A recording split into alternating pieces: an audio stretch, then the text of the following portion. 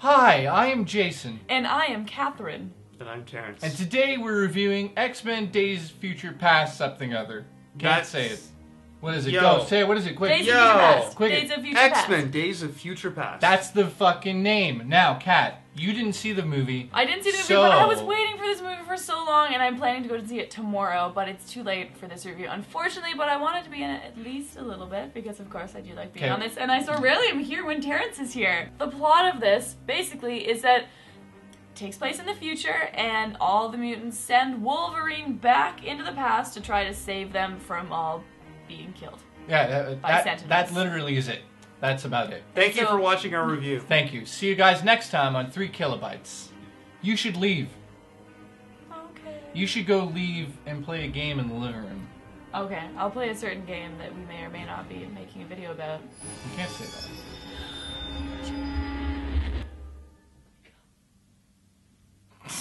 that. What the fuck was that? I'm just gonna... I just turned heel! Xbox! Fuck you, PS4! Fuck! Fuck! No! Fuck! You fuck! Fuck! No swearing! No swearing! Oh my god, what's wrong with you guys?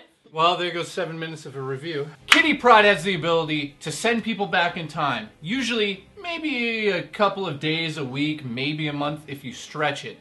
And all of a sudden, we can't give too much because now what we're doing on the show is something called Spoiled. And that happens after our review and it's uploaded at the same time as the review. We'll do one for X-Men. So I do want to say something though. You can do it. Because this isn't central to the plot, but for some reason, the returning original X-Men cast, not Magneto or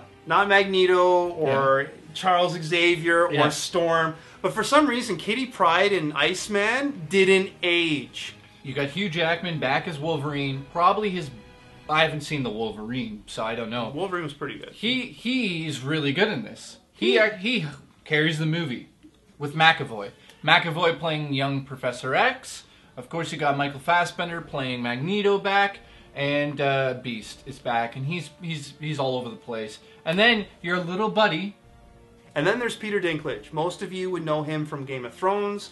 The few unfortunate would know him from Nip Tuck. But Peter Dinklage is an awesome actor, and he was given nothing to do in this movie. And what's even the biggest plot hole for me is how did Trask, which is his character, the character's the guy that tries to spearhead the Sentinels program, how does he go from being a white little person to 25, 30 years later in X-Men 3, where he's the bald-headed dude from the Predator with the little ears? I don't know how that happened. Yeah, but... I don't know how that happened. I know. Okay, so that's a plot thing, whatever. They changed character roles there. It's one of these films that I felt that we didn't need. It was like, you start the movie, you tell what's going to happen, and then it's 4 hours, it feels like, to get to the end.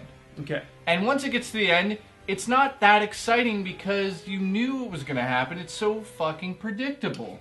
So the cast is actually decent in the film. I didn't have really any problems with any of them. I thought that they all filled the roles great.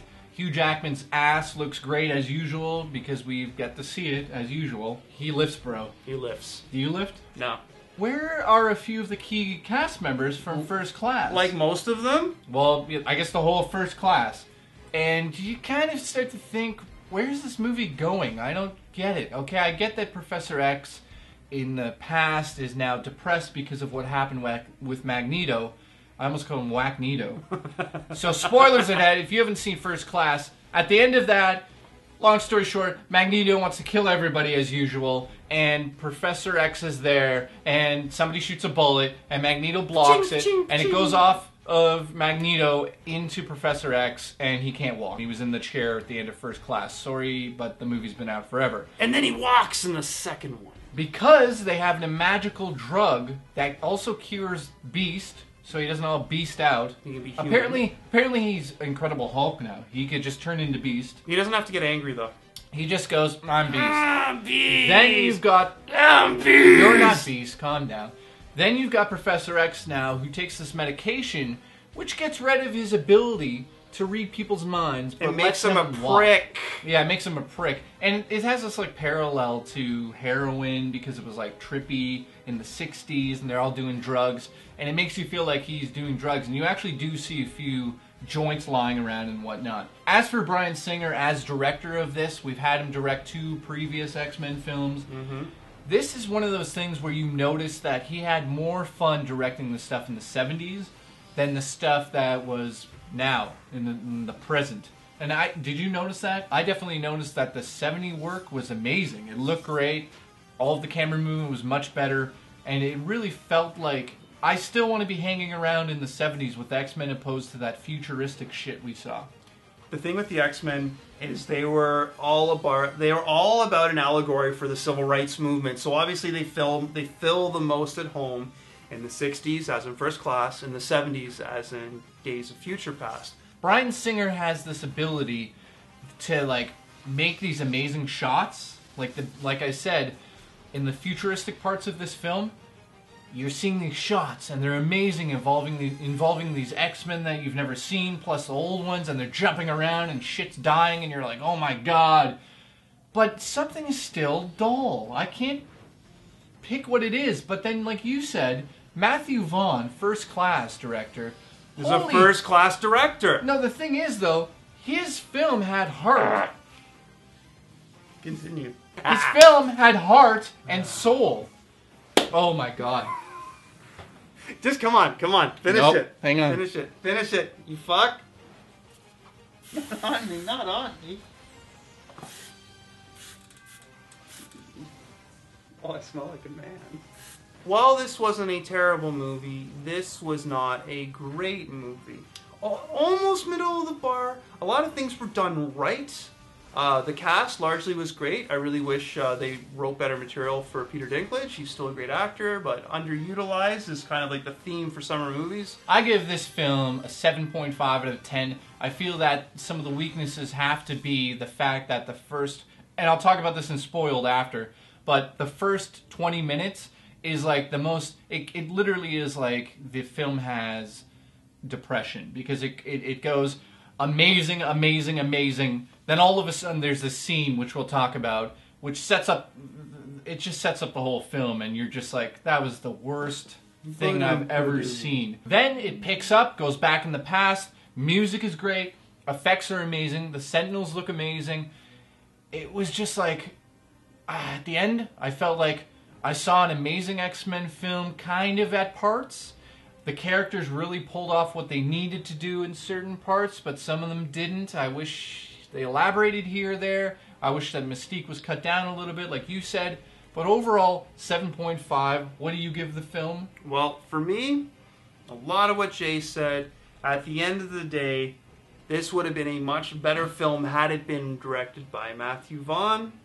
Could have helped by another rewrite. You know, sorry, Matthew Vaughn has to do a Star Wars spin-off movie. Just wanted to add that there. Is it worth seeing? Yes. You like comic books, you like X-Men, you like Hugh Jackman as Wolverine. You like Hugh Jackman's ass. You like, ladies, all 5 of you watching, there is a nude scene with Hugh Jackman. And you see his butthole. You see his butthole. He actually spreads his cheeks and just lets one go. What do you give it out of 10? 7 out of 10. Lower than me! Lower than you. If we would have done this review right after we saw it, it would have been higher, but I internalized it, I thought about it, I thought about Bryan Singer, I thought about how did you think about him? I thought about his weak apology for leaving the X-Men franchise to do a terrible Superman movie, and then coming back, but bringing the prestige and the workmanship and the ideas that really would have been more at home in 2005. Than they are in 2014. You know what? I have to agree with you. I have to agree. What we saw was his X-Men from literally 10 years ago. Yeah. At the beginning there. But then we saw some Matthew Vaughn in there. And I'm not sure if that was because Matthew Vaughn He did have a hand in it. Helped out on that and said, no, do this and that. But again, 7.5, 7 out of 10. It was hard to do this because I don't want to give away a lot in these reviews anymore. It's kind of the thing, like, I want to answer in the review now for these kids at home. Should they go see it in the theater? If they're watching this review, we didn't give too much away.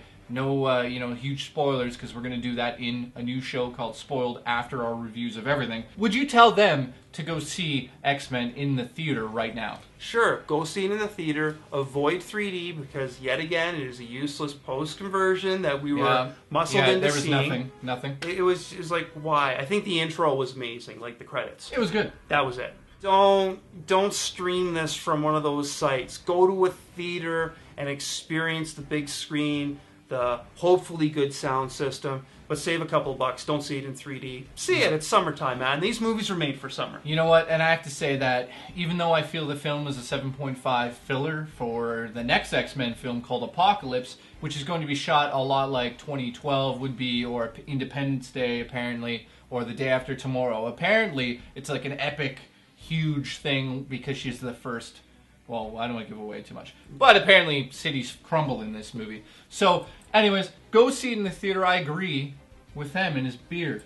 Go see it. Stay through the credits, too. Not like we need to tell you this at this point. Yeah. So, we'll see you guys next time when we review a video game, which we can't even say yet because I signed my life away. And it could be involving this. It could be. I don't know, though. I can't confirm or deny it is or not. Don't touch Aiden.